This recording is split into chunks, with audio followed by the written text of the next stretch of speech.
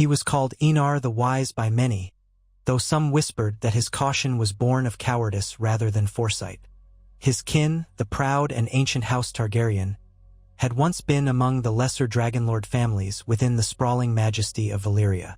But when rumors of shadowy forces stirring beneath the 14 flames first began to spread, it was Enar who listened. He sold lands, estates, and holdings in the heart of the freehold and resettled his family far away from Valyria's center of power, on the rocky island outpost called Dragonstone. Yet in this world, the doom never came. Old Valyria stood untarnished by any fiery cataclysm, its labyrinthine politics and unstoppable legions ruling half of Essos and hungrily eyeing more. Enar's withdrawal to Dragonstone was remembered less as a prescient escape from ruin and more as an odd whim of an eccentric patriarch. In the decades that followed, Valyria continued to thrive. Its power grew beyond mortal imagination. The legions, 500,000 strong, marched across Essos unchallenged, while the dragon lords of the great families soared overhead on beasts of breathtaking terror and beauty, ensuring conquest was swift and absolute. The Targaryens remained on the periphery of it all, guardians of the furthest western stronghold, distant and sometimes disregarded by the mightiest houses of Valyria. But that distance, ironically, granted them a unique vantage when they finally set their gaze upon the Sunset Kingdoms, Westeros. Though Enar lived out the rest of his days quietly, his descendants eventually saw the opportunity that the western continent presented.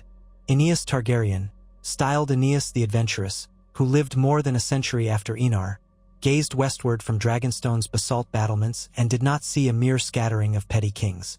He imagined a realm that, once subjected to the freehold, would yield immeasurable wealth and resources, a fitting gem in Valyria's crown. He communicated this vision to the conclave of the freehold, that council of 100 mighty Dragonlord families, advocating the idea that it was time to expand beyond the narrow sea. At first, the conclave took little heed. The Sunset Kingdoms were rumored to be a savage land of first men and undulls, full of half-tamed knights and petty lords squabbling among themselves. Some among the Valyrian elite thought it better to look south and east, where trade routes led to even grander conquests and fabled riches. But Aeneas was persistent. He claimed that while the rich markets of the east were promising, the west was vulnerable and ripe for a swift annexation. With a single campaign, a contingent of the freehold's dragons and legions could seize the entire continent. He proposed leading that campaign himself, offering the Targaryens as the vanguard of the conquest. The conclave, after much debate, relented in small part. Funding was granted for a reconnaissance expedition, not a full-scale invasion. Aeneas, who possessed the same restlessness that had once stirred in Enar's heart, prepared his ships and took his 2 siblings, each a dragon rider in their own right. Together they sailed from Dragonstone, crossing the narrow sea to land in Crackclaw Point, making short, brutal demonstrations of Valyrian might whenever local warlords resisted. Word spread fast among the sprawl of petty kingdoms. While some dismissed these Targaryens as glorified pirates, a few wise kings recognized the dragons as more than rumor and armed themselves, forging alliances with other domains to repel an invasion that they sensed might come from the east. Yet the months turned into years, and the Targaryens did not descend upon Westeros with the unstoppable might of the freehold. Instead, Aeneas carefully documented each stronghold and kingdom, each weakness and potential advantage. He treated with lords who harbored enmity toward their overlords. He left behind gifts and glimpses of Valyrian wonders to entice potential collaborators. Slowly, methodically, he cultivated a network of informants and allies among men who were as hungry for power as he was for glory. And when his work was done, he sailed back to Dragonstone. It was only after Aeneas laid out his painstaking research before the conclave, showing exactly how easily the Sunset Kingdoms could be taken, and how profitable they might be, that Valyria's greatest families began to stir. The older dragon lords, some nearing a century in age and sustained by the rumored arcane arts that many said were practiced in secret, considered the plan's potential. Their thirst for dominion was as great as their arrogance. One by one, the major houses sided with Aeneas, or at least offered him the courtesy of not opposing him. And so he was granted the commission to subjugate Westeros, if he could, in the name of the freehold of Valyria. In return, House Targaryen would be recognized for its vital role, obtaining the status of a prominent, if not paramount, Dragonlord family in the West. The year that followed was rife with preparation. Valyrian steel swords were forged. Soldiers were conscripted from subject lands around the freehold. Ships were outfitted to ferry men, horses, catapults, and even dragons across the narrow sea.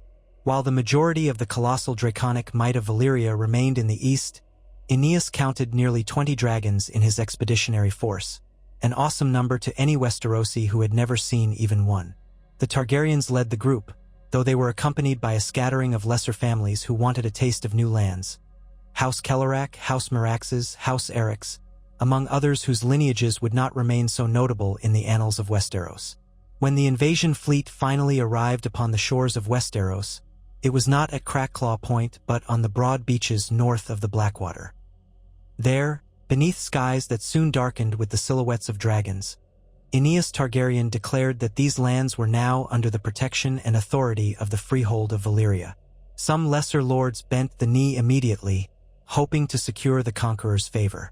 Others, outraged by this sudden proclamation, rallied to stand with their kings and fight, and so began the slow, grinding war of Valyrian conquest in Westeros. Yet calling it a war might have overstated the resistance, for the differences in power were vast. When the first skirmishes erupted, the swirling shapes of dragons set the skies aflame. Valyrian steel clashed against simple castle-forged iron, and the disciplined formations of the Freehold's legions shattered the disorganized ranks of Westerosi troops. Castle after castle fell in the face of draconic sieges, their defenders stunned by the blazing destruction that rained from above. Some warrior kings tried to hold out for a miracle, but they found none. Thus did the Targaryens and their allies carve a new domain for themselves, burning entire fields to starve out rebellious lords, forging alliances with cunning men who recognized which way the wind blew, and imposing Valyrian rule upon a land unaccustomed to such might. When at last the major kingdoms of the continent capitulated, Aeneas Targaryen was styled the First Lord of the West under the banner of Valyria. King of the Undulls, the Rhoynar, and the first men he was named, though for the first decade of Targaryen governance, that was more a courtesy than a reality. He had left behind enough of the Valyrian legions to maintain order, and he established a seat of power in a coastal city that he had begun to shape in the Valyrian style. That place, once a fishing village by the Blackwater, grew into a bustling settlement. The Targaryens fashioned a fortress of fused black stone, reminiscent of Dragonstone's architecture, on a rise overlooking the bay. Over time, it became known as Inarasport. Though some in later generations would call it King's Landing, the earliest name stuck among Valyrians, for it was truly Aeneas's landing that marked the beginning of everything. Under Aeneas and his children after him, Westeros slowly grew accustomed to the presence of Valyrian overlords. Certain aspects of Valyrian law were introduced gradually to minimize unrest.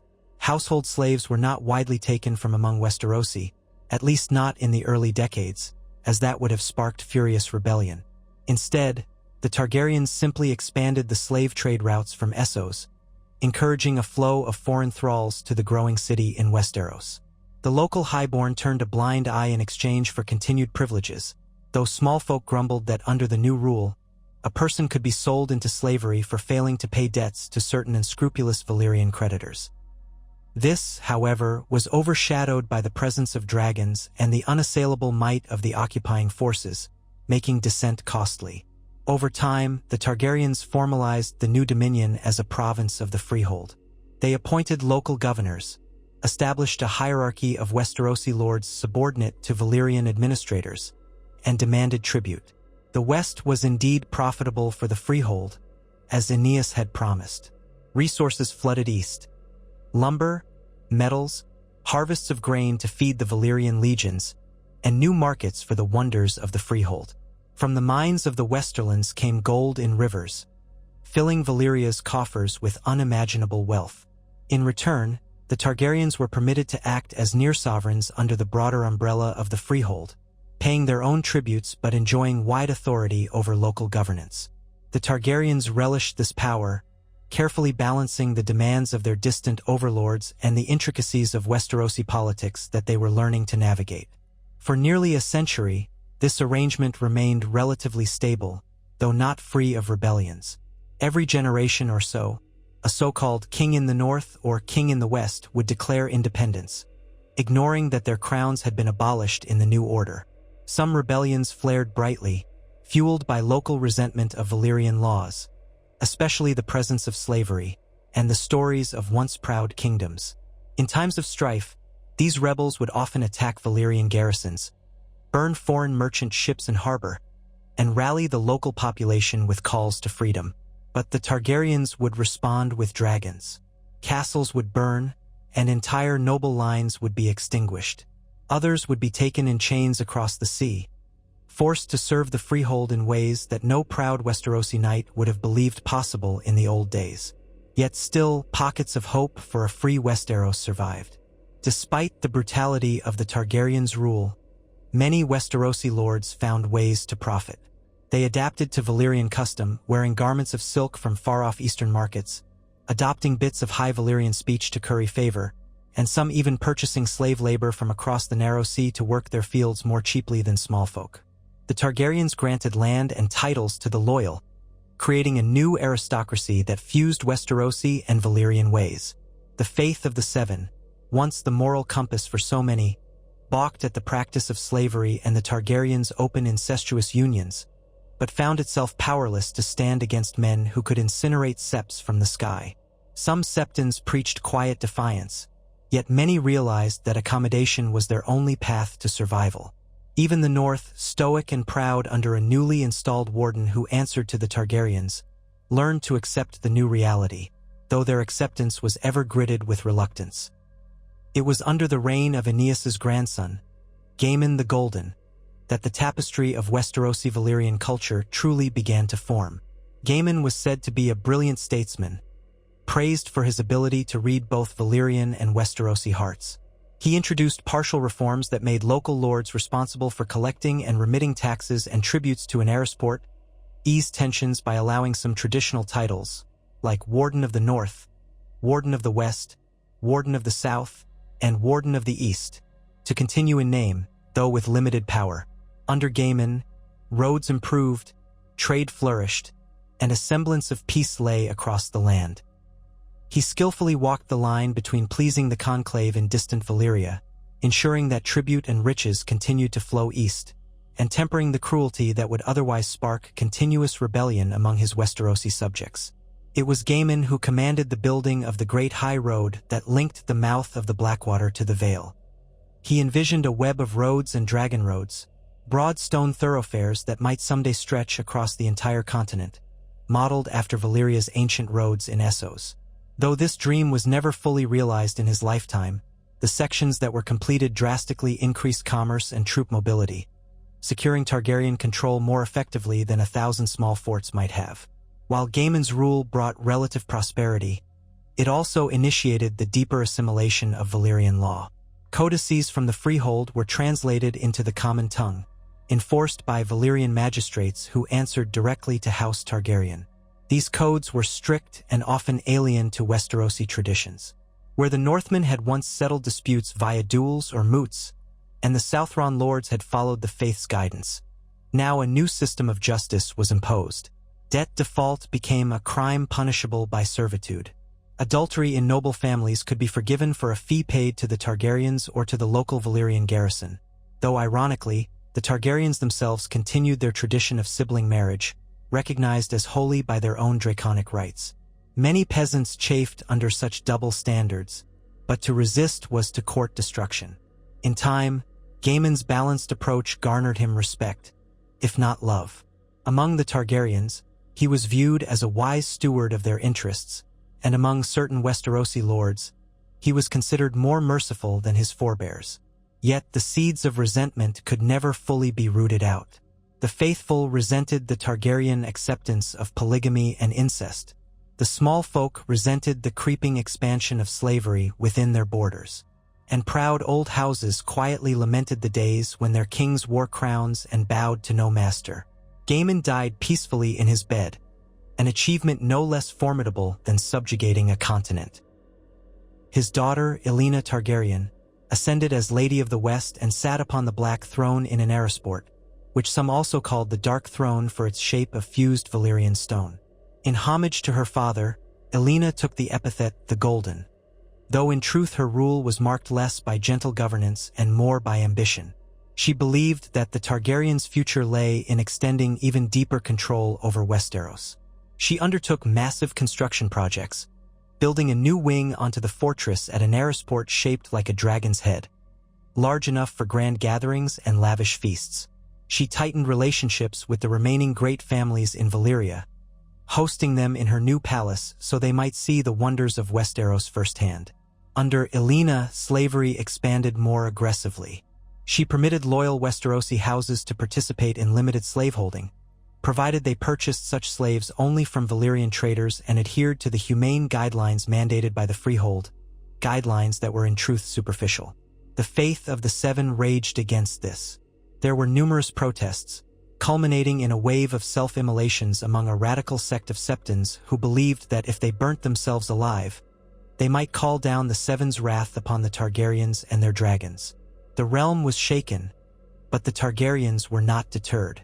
A few rebellious lords attempted to rise in the Riverlands, calling for an end to the foreign yoke, but Elena's dragons burned their keeps, and the rebel families were taken in chains to be sold in the very markets they despised. Despite the brutality, Elena was beloved among certain circles, wealthy merchants, lesser lords who had benefited from Targaryen favor, and the younger generation who had known no other rule. Her feasts were dazzling affairs, replete with exotic delicacies from the east, dancing girls draped in Myrish lace, and displays of draconic power designed to thrill. The city around the Black Throne grew richer and more populous by the year, as immigrants from the Freehold arrived in droves, turning it into a cosmopolitan hub where High Valyrian rang out in the streets as commonly as the common tongue. In these years, the seeds of a new religion also began to take root, a syncretic faith that blended elements of the worship of the Valyrian gods, faceless beings of sky, fire, and blood, with the Seven's aspects. A handful of Westerosi lords and small folk alike adopted this strange new worship, seeing in dragons some reflection of divinity. The official stance of both the Targaryens and the established Septons was lukewarm. Some Targaryens thought it a curiosity at best, and traditional Septons called it heresy, but it quietly grew among the disaffected or the opportunistic, those who sought a sense of belonging in the new order. Elena's reign lasted nearly 40 years. When she died, it was rumored that some dread disease had taken her, though whispers spoke of poison, possibly administered by agents of a Valyrian family jealous of her success. She left no legitimate children of her own body, only bastards she had borne from fleeting unions with her siblings or lovers. This threatened a succession crisis. The Targaryen line would have ended, or at least fractured, had Elena's cousin, Maelor, not acted swiftly. He arrived at the capital astride his black dragon, Nightfire, accompanied by a retinue of 500 Valyrian swords sent by powerful allies in the east. He declared himself the rightful heir to the Black Throne, citing an old genealogical claim that his father had been Gaemon's youngest son by a second wife. For a moment, it seemed war might erupt among the Targaryen branches, for Elena's bastards had loyal followings, and the numerous lesser Targaryen cousins in Dragonstone and beyond might have pressed their own claims. But the presence of 500 disciplined Valyrian swords and a black dragon with an 18-foot wingspan settled the matter quickly. Maelor was crowned by a high magistrate in a lavish ceremony that combined Westerosi rites with Valyrian pomp, an event that signaled the unstoppable merging of both worlds. Maelor was known to be stern. His first act was to pass what became known as the Chain's Decree, an official expansion of slave laws, establishing new categories of temporary servitude for Westerosi debtors and criminals. The decree also empowered local lords to buy such debtors, with a portion of the purchase price flowing to the crown, or rather the Targaryen seat under the freehold. This measure, Maelor argued, would help build the roads, aqueducts, and harbors necessary for continued growth. But to the small folk, it was a dire turn. Serfdom had existed in many parts of Westeros, but outright slavery of their own kind felt like a grave betrayal of all that had once been. Dissenters who spoke against the measure found themselves in chains soon enough. Yet Maelor did not care for the hearts of peasants. He cared for power, and the prestige of House Targaryen within the freehold. He imposed stricter tributes on the lords of the north and demanded that Dorne, which had only loosely been brought under Targaryen rule, finally recognized the fullness of Valyrian law. Dorne resisted, retreating behind its desert border and mountainous passes. Thus began the brutal subjugation of Dorne. Though the Targaryens had conquered it nominally during the War of Conquest, the Dornish had always been a thorn, refusing to fully submit to foreign lords. Maelor marched into Dorne at the head of 10,000 men, with 5 dragons circling overhead. The Dornish scattered, employing guerrilla tactics, hit-and-run attacks, scorched earth strategies, and hid within the deserts and mountain strongholds. Frustrated by the Dornish's elusive warfare, Maelor resorted to terror. He burned entire villages, enslaved men, women, and children alike, and threatened to do the same to any region that harbored rebels. Over 3 years, he broke Dorne's spirit. The sun-scorched land grew quiet, though rebellious embers always lingered. Maelor declared victory, though in truth it was a tenuous hold. The cost in blood and gold had been great, yet to the rest of Westeros, the message was clear. The Targaryens would stop at nothing to maintain their dominion. As these events shaped the land, the broader freehold occasionally reminded Maelor that Westeros was but one province of Valyria. The conclave expected tributes in gold, grain, and men, especially as Valyria waged new wars in Slaver's Bay, in the Basilisk Isles, and beyond. Maelor grudgingly met these demands, sending ships laden with gold from Casterly Rock and young men from the Reach pressed into service in the legions. In return, the Targaryens remained the undisputed wardens of the Sunset Kingdoms. Any lesser Valyrian families who hoped to claim the West for themselves found it almost impossible to outmaneuver the Targaryens politically. The Targaryens knew every road, river, and region. They wielded dragons who had grown accustomed to these skies. And Maelor proved cunning in the conclave, forging alliances through intermarriage with other noble families who had come west to carve out fiefs or trade enclaves. Though Maelor's tyranny cast a long shadow, time marched on, and with it came new generations. Westerosi houses that had once known freedom adapted to the Targaryen regime, training their heirs not in chivalry alone but in how to navigate Valyrian law, how to read and write in High Valyrian, and how to keep favor with the House of Dragons. Over decades, the ancient rivalries that had once defined the Seven Kingdoms, like those between the North and the Iron Islands or between the Reach and the Stormlands, faded in significance compared to the overshadowing concern of how best to maintain or gain Targaryen approval. Some houses, like the Lannisters in the Westerlands and the Hightowers in Old Town, found ways to flourish. They engaged in commerce with the freehold, serving as intermediaries for exotic goods traveling through the port at Old Town or up the Mander. Their halls glittered with new wealth. Others, like the Baratheons, once proud Storm Kings, suffered under the new regime, as the Targaryens kept their region on a tight leash due to repeated Stormlander rebellions. The Starks in the north maintained a stoic neutrality, offering the Targaryens the taxes and levies demanded, yet rarely inviting the Dragon Lords north of the Neck. Even so, the Targaryens built a Valyrian fortress near White Harbor, ensuring they could project power if the North forgot its place. As the centuries turned, the Targaryen family itself grew in number. They intermarried amongst themselves, continuing their lineage of silver hair and violet eyes, and they also absorbed fresh Valyrian blood from lesser families who relocated to Westeros. A few Targaryens took Westerosi spouses, forging strategic alliances with powerful local lords. Such unions produced children who combined the fiery Targaryen traits with the sturdier looks of Westeros, often with hair that ranged from pale silver to ash blonde, eyes that sometimes carried a faint purple hue hidden in gray or green. These children were occasionally frowned upon by the purest lines in Valyria, but necessity and practicality made such connections too valuable to ignore entirely. Dragons remained crucial to Targaryen rule. In the earlier centuries, around 20 dragons had come to Westeros. Over time, some died in battle, others in accidents or from disease. But the Targaryens carefully nurtured their eggs, building dragon pit structures in Anarasport and on Dragonstone.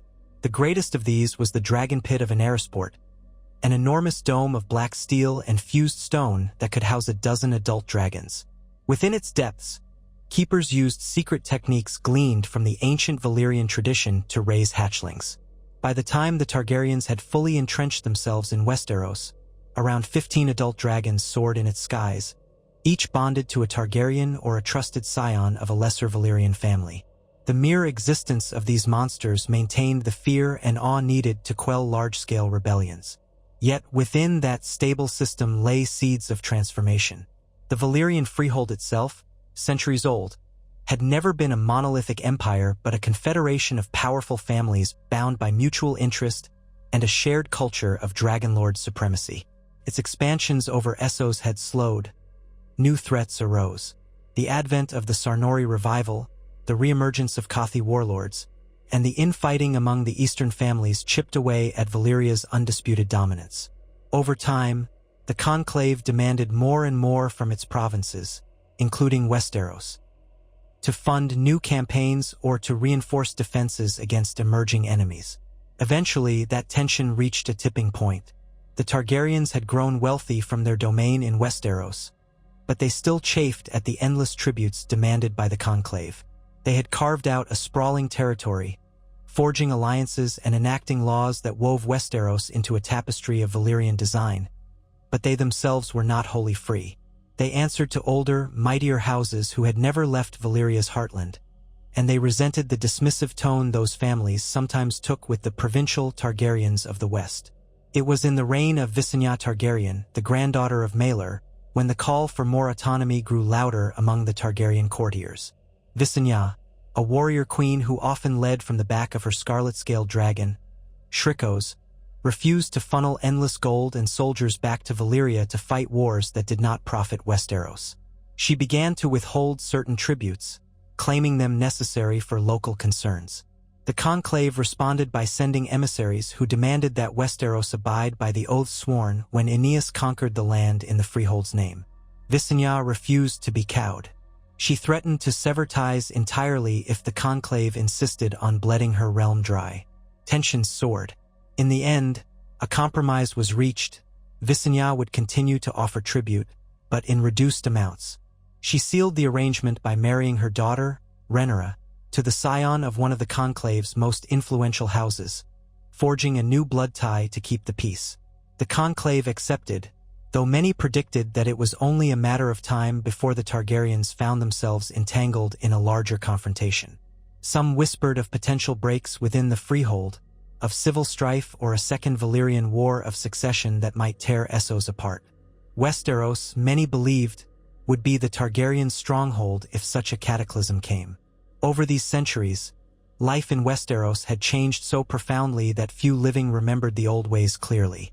Enarysport, increasingly referred to as the Dragon's Seat in the common tongue, thrived as a hub of trade and culture. The faith of the Seven coexisted in uneasy tension with the spread of Valyrian beliefs and the creeping presence of that strange fusion faith that venerated dragons as living gods. The roads were patrolled by Valyrian troops and local lords' levies. Certain regions felt more oppression than others. The Iron Islands, for instance, had been forced to abandon much of their reaving traditions, replaced with a grudging acceptance of Valyrian oversight. The Reach, once famed for its chivalry, now bristled with new martial practices, combining the discipline of Valyrian legions with the flair of undull knighthood. The Vale, quiet in its mountain fastness, pledged unwavering loyalty to House Targaryen in exchange for stable rule and the promise that no rebellious neighbor would threaten them. In time, a curious dynamic arose among the noble houses of Westeros. The old concept of knighthood took on a veneer of Valyrian traditions, with knights forging alliances not merely through chivalric codes but also through cunning, arcane rites whispered about in the swirl of rumor, and lavish displays of wealth reminiscent of Essosi courts. Marriages between Westerosi lords and Valyrian lesser families produced lines of half-dragonlord nobles who sometimes displayed the Targaryens' hallmark traits of silver hair or a capacity to bond with smaller draconic creatures, though true dragons remained the Targaryen monopoly. Justice in the realm continued to be served by Valyrian magistrates. Over time, these magistrates grew in number, establishing offices in major cities like Oldtown, Lannisport, Gulltown, and White Harbor. They enforced the Valyrian codices, punishing theft or rebellion with forced servitude or even crucifixion in extreme cases, though the latter was rarely practiced, as it stirred an especially violent response from the faithful. For lesser crimes, public whippings, fines, and the possibility of forced labor for a term of years were the norm. The small folk might gather in hushed crowds to watch such punishments, some outraged, others too frightened to voice their protest. But not all was darkness and oppression. The same highways that ferried tributes to Anarasport also brought unprecedented trade and prosperity. Merchants from Pentos, Lys, and Tyrosh set up enclaves in Westerosi ports, introducing exotic goods, shimmering silks, Myrish lenses, Carthene spices, and more. Local craftsmen learned new techniques from Essosi artisans, forging Valyrian steel under strict supervision. A few exceptional smiths were even commissioned by Targaryen lords to produce personalized weapons, although the secrets of true Valyrian steel, its folding and forging methods, remained carefully guarded by those who claimed direct heritage from the freehold's forgemasters. The arts also flourished, though they bore the imprint of Valyrian taste. Painters created frescoes in the halls of new manors, depicting dragons in flight alongside stylized images of the Seven, or even references to the Rhoynish water deities. Musicians combined the traditional Undul harp with Valyrian horns and strange Eastern strings, crafting a new style that some called the music of sky and flame. Even the architecture of new keeps and towns began to reflect the black stone aesthetic of Valyria, fused with the more classic turreted style of Westeros. One might ask, did the Targaryens truly rule in the name of Valyria, or had they become Westerosi kings in their own right, with only a nominal nod to the east? The truth was a tangled tapestry of both. They paid tribute, minted coins bearing the likeness of the conclave's sigil on one side and a dragon on the other, and welcomed Eastern representatives who wished to oversee the province's affairs. Yet every passing generation, the Targaryens sank deeper roots into Westeros. Their lords and ladies were attuned to local politics and alliances, forging marriages with powerful Westerosi houses and conferring titles like Warden of the West or Warden of the Reach that evoked the old feudal system. Indeed, the Targaryens walked a careful line, preserving just enough of Westeros's traditions to keep the populace from continuous uprising, while never failing to remind them that dragons and legionaries could, in a moment, crush any resistance. This balancing act was tested in the time of Rhaegar Targaryen, a direct descendant of Visenya. Rhaegar had inherited both his grandmother's formidable presence and a cunning mind for politics. During his reign, a massive rebellion erupted in the north, led by a charismatic Stark who claimed that the Targaryens had grown weak, that the dragons were fewer and smaller, and that the time was ripe to cast off Valyrian tyranny. This rebel Stark took the name King Icefire, forging a banner that showed a direwolf crowned in flame. He rallied northern clans, wildlings from beyond the wall, and even lords from the Neck who had grown weary of the harsh taxes.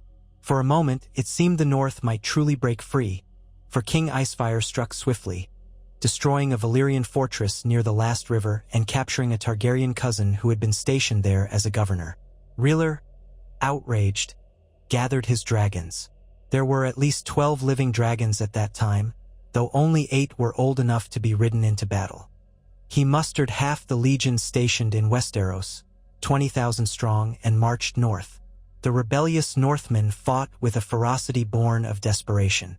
Yet, in the decisive battle of Frosthearth Lake, the Targaryens unleashed draconic fire upon the assembled northern host. Thousands perished in an inferno that was said to have melted the ice of the lake entirely, plunging men into the freezing depths. King Icefire himself was seized by dragon riders in the chaos, then brought to Anarasport in chains. Rhaegar made a spectacle of the man's execution, burning him alive in the plaza before the Black Throne as a stark reminder to all who might challenge the Targaryen rule. Yet, for all the terror, Rhaegar tempered his victory with a surprising move. He offered clemency to many lesser northern lords, allowing them to keep their lands and titles if they swore binding oaths of loyalty, sealed in both Westerosi and Valyrian fashion. This combination of ruthlessness and mercy cemented Targaryen authority. The North would remain restive, but it had been taught a dreadful lesson about the price of open revolt. As generations continued, the Targaryens refined their rule. Small councils were established in major regions, each headed by a governor who answered directly to the Targaryen monarch. Local lords served on these councils, giving them a semblance of participation in governance. Taxes were collected more efficiently, trade blossomed, and roads improved even further. The Targaryens founded new towns near strategic resources: gold in the Westerlands, silver in the Mountains of the Moon, and fertile farmland in the Reach. The continent's population soared, spurred by peace, technology, and an influx of associate immigrants seeking opportunity. Still, the uneasy question lingered. How long would Valyria continue in the east, and what would become of Westeros if ever the freehold fractured or faced a threat beyond even its strength? Scholars in Old Town sometimes wrote treatises analyzing the potential cracks in the freehold's power, speculating on the day when the Targaryens might stand alone.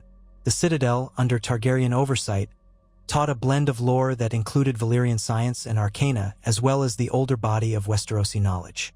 A new generation of maesters, some of whom had Valyrian ancestry themselves, studied how to breed and care for dragons, how to interpret the so-called dragon dreams that occasionally plagued Targaryen scions, and even how to harness the natural resources of the 14 Flames from afar through cunning manipulations of trade and politics. Meanwhile, in the streets of Anarasport, common folk adapted as best they could. Freedmen, a status that once meant little in Westeros, became a distinct class who had earned or bought their release from servitude, forming skilled guilds.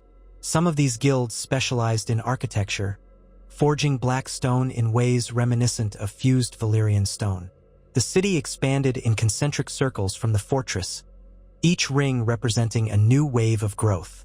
Monuments were built, glorifying Targaryen victories and depicting swirling dragons coiled around the Seven, or sometimes the ancient Valyrian gods. Over time, a few cynics joked that the Targaryens themselves had become the true Seven worshipped in Westeros, so omnipresent was their image and their power. Across the land, smaller details also revealed the imprint of Valyria. Some common people wore twisted bronze armbands shaped like dragons, an imitation of Valyrian ornamentation.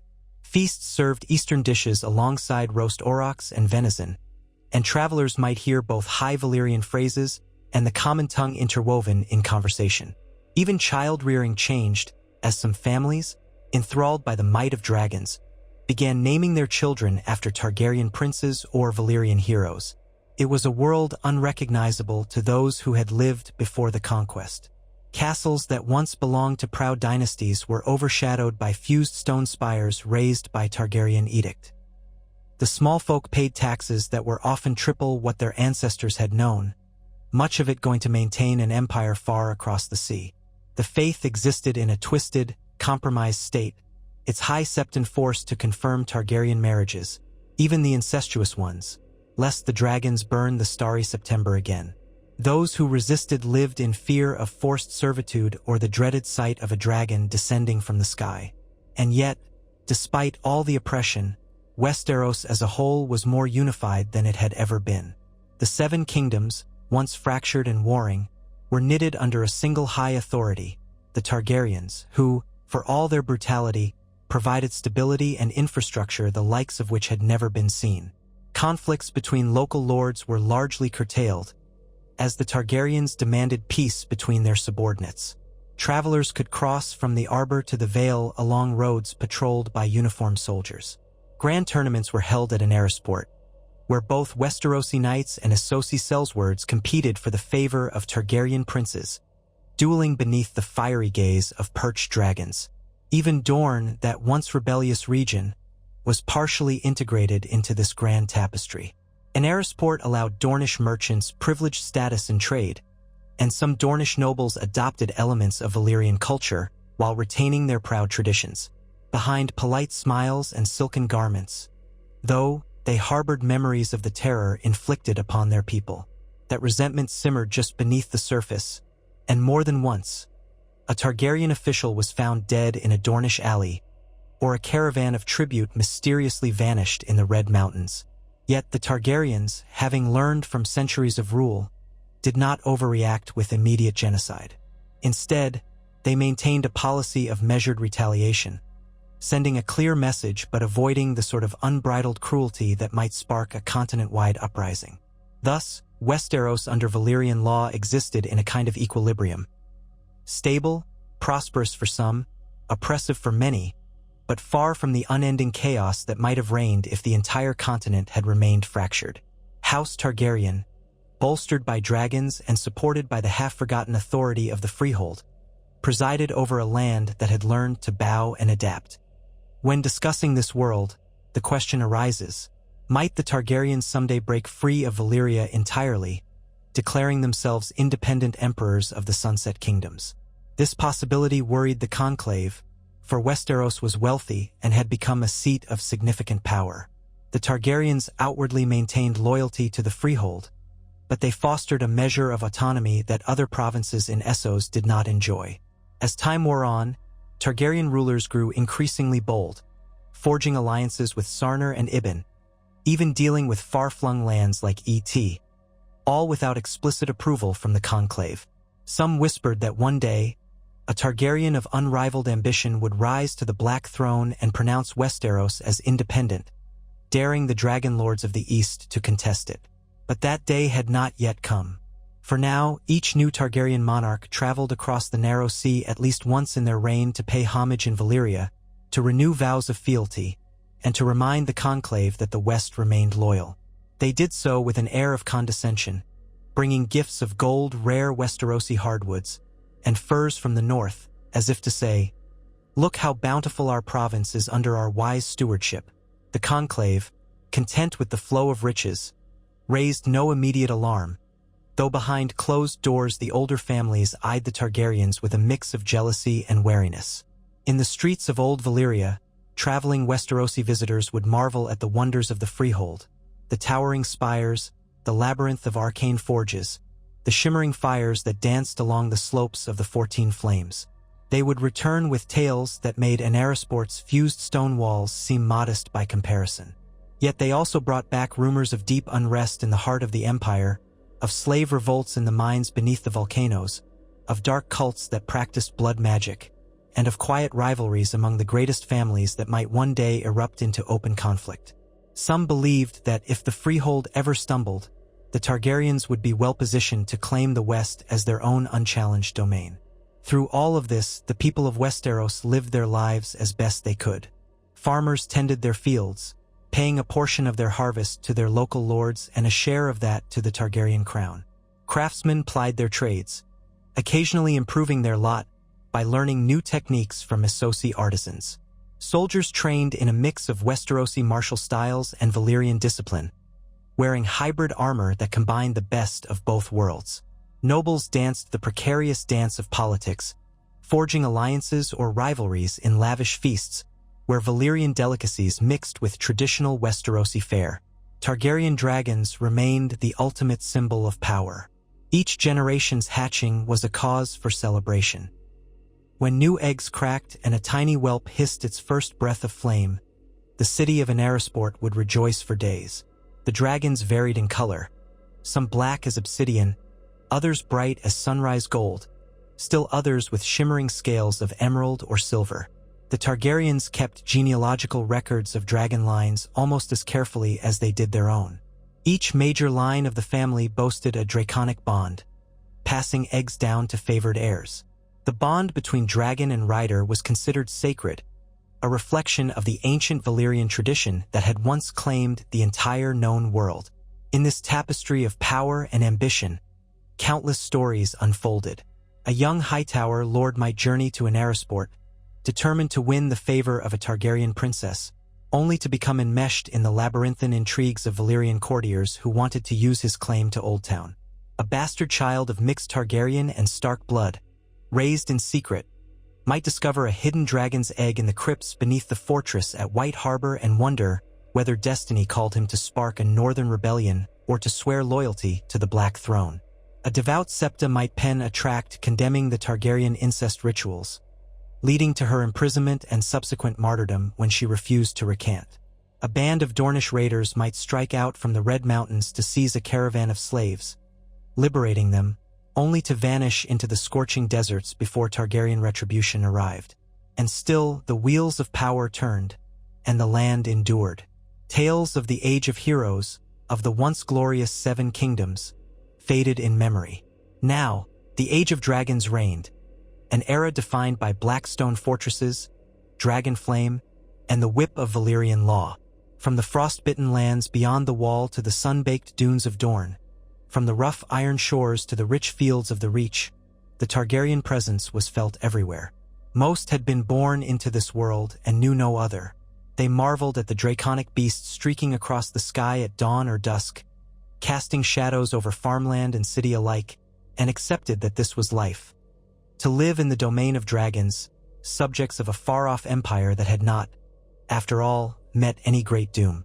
In quiet hearts, though, the question lingered, was this truly better than the fractious kings of old, or had they merely swapped one form of tyranny for another? The roads were safer, the trade routes more abundant, and wars between local lords were fewer. But slavery and forced servitude had sunk roots into the continent, a nightmare that older traditions of chivalry and faith could scarcely reconcile. Valyrian culture, for all its sophistication and arcane grandeur, had brought with it a yawning chasm of moral compromise. Those who dared voice such doubts did so carefully, in hushed conversations by a dying hearth, lest a Targaryen informant overhear. What could be done against dragons and legions of the freehold? The only hope, some believed, was the possibility of some far-off prophecy or a shift in the cosmic order. Tales of the Long Night, the prince that was promised, and other legends found quiet revival in corners of the realm, though the Targaryens took little notice. They had dragons, after all, and had never encountered a threat that dragonfire could not reduce to ash. So it was that old Valyria never fell, and the Targaryens, once a minor branch of the Dragon Lords, reigned over Westeros beneath the unstoppable shadow of the freehold. Their rule intertwined the fate of the Seven Kingdoms with that of the greatest empire in the known world. The proud, the rebellious, and the devout alike had been forced to bend the knee or burn, forging a realm that was part prison, part paradise. An empire of roads and aqueducts, of enslaved thralls and shining spires, of burning deserts and ice-bound frontiers, all bound together by the swirling shape of a dragon's wings across the wide sky. And in that sky, from dawn to dusk, dragons soared, keeping watch. House Targaryen, with its silver-haired scions and unwavering ambition, was the living embodiment of Valyria's presence in the West. While some whispered that all empires must eventually crumble, for now the freehold endured, its might anchored in the West by dragons and fused stone. For the small folk who toiled in the fields, for the lords who feasted in black stone halls, for the priests who lit candles before altars to gods old and new, there was little choice but to live under the rule of dragon lords, some dreaming of a future day of deliverance, others embracing the brilliance and terror of this unending age of dragons, and most resigned to survive in whatever way they could, beneath wings of fire that cast their shadow upon the land.